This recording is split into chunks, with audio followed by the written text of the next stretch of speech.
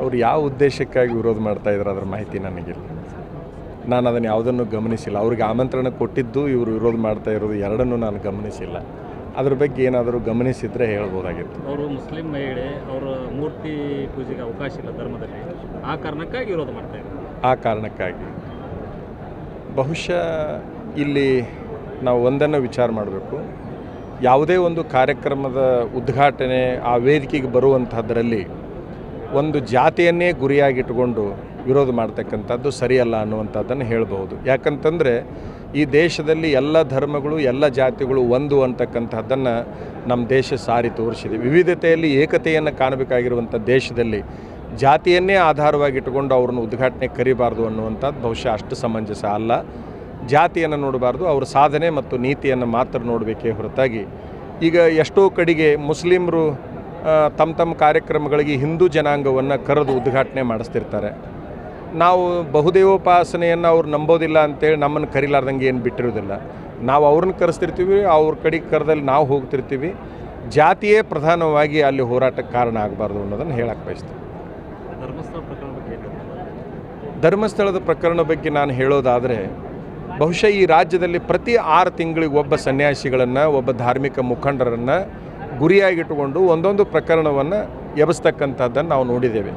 ಬಹುಶಃ ಈ ಹಿಂದಿನವರು ಹೆಸರುಗಳನ್ನು ನಾನು ಹೇಳಲಿಕ್ಕೆ ಬಯಸೋದಿಲ್ಲ. ಆದರೂ ಒಟ್ಟಾರೆ ತಮಗೆಲ್ಲ ಗೊತ್ತಿದ್ದ ಹಾಗೆ ಭಾಳ ಅಂದ್ರೆ 1 ವರ್ಷ ಹೋಗಿರ್ತೈತಿ, ಒಬ್ಬರು ಯಾವುದಾದ್ರೂ ಪ್ರತಿಷ್ಠಿತ ಧಾರ್ಮಿಕ ಮುಖಂಡರ ವಿವಾದವನ್ನು ಎಬ್ಬಿಸುವಂಥ ಪ್ರಯತ್ನವನ್ನು ಮಾಡ್ತಾರೆ. ನನ್ನ ಅಭಿಪ್ರಾಯ ಇಷ್ಟೇ, ಯಾವುದೇ ಒಂದು ಧಾರ್ಮಿಕ ಮುಖಂಡನ ತೇಜೋವಧೆ ನಡೀತು ಅಂತಂದರೆ ಸಮಾಜ ಅದನ್ನು ಪೂರ್ಣ ಪ್ರಮಾಣ ನಂಬುವಂಥ ಪ್ರಯತ್ನವನ್ನು ಮಾಡ್ತದೆ. ಅದನ್ನು ಪೂರ್ಣ ಪ್ರಮಾಣ ನಂಬುವ ಪ್ರಯತ್ನವನ್ನು ಮಾಡಲಾರದೆ ಶೀಘ್ರದೊಳಗೆ ಅದನ್ನು ತನಿಖೆಯನ್ನು ಮಾಡಿ ಸತ್ಯಾಸತ್ಯತೆಗಳ ಪರಾಮರ್ಶೆ ಮಾಡುವಂಥ ಬುದ್ಧಿವಂತಿಕೆಯನ್ನು ಸಮಾಜ ಮೆರಿಬೇಕು ಅಂತ ನಾನು ಹೇಳಕ್ಕೆ ಬಯಸ್ತೇನೆ. ಅದು ಯಾರು ಎಬ್ಬಿಸ್ತಾ ಇದ್ದಾರೆ ಅನ್ನುವಂಥದ್ದೇ ಒಂಥರ ನಿಗೂಢ.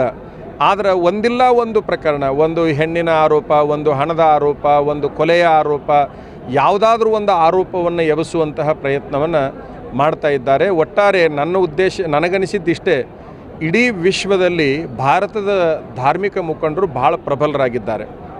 ಆ ಧಾರ್ಮಿಕರ ಪ್ರಾಬಲ್ಯವನ್ನು ನಾಶ ಮಾಡಬೇಕು ಅಂತಕ್ಕಂಥದ್ದು ಮೊದಲಿನಿಂದನೂ ಕೂಡ ನಡೆದು ಬಂದಿರತಕ್ಕಂಥ ಒಂದು ಸಂಪ್ರದಾಯ. ಬಹುಶಃ ಯಾರನ್ನೂ ಕೂಡ ಬಿಟ್ಟಿಲ್ಲ.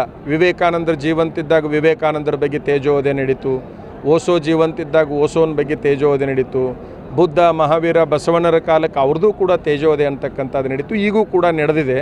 ಯಾರು ಎಷ್ಟೇ ತೇಜೋವಧೆ ಮಾಡಿದ್ರೂ ಕೂಡ ಧಾರ್ಮಿಕ ಮುಖಂಡರ ಈ ಧಾರ್ಮಿಕ ವ್ಯವಸ್ಥೆ ಮುಂದುವರಿತಾನೆ ಇರ್ತದೆ, ಬೆಳೀತಾನೆ ಇರ್ತದೆ.